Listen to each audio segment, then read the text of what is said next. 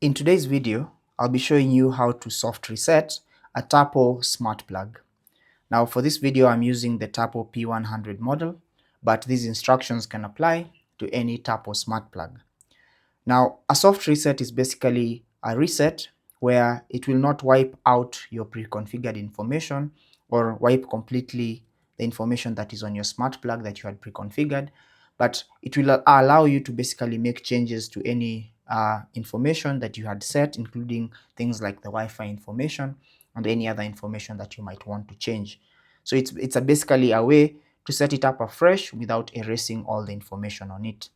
Now to do that, all you have to do is simply find or locate this power button on the side and press it for 5 seconds until the light flashes from green to orange briefly, and then it will turn, the smart plug is going to turn off, then turn back on and start flickering or between orange and green.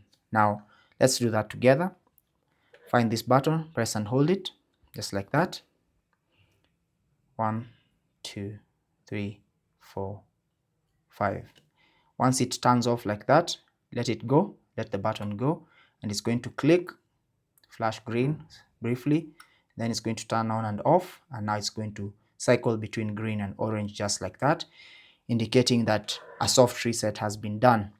Now to confirm that, you can refresh here. It's not going to make any change on the home page immediately, but once you tap on this plus icon in the top right corner and select add device, it's going to scan for available devices and you're going to see your Tapo Smart Plug right here.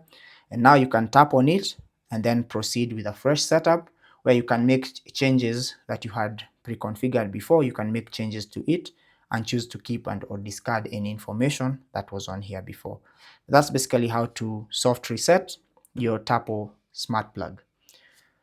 If you have any questions, leave them down below. Don't forget to leave a like and subscribe.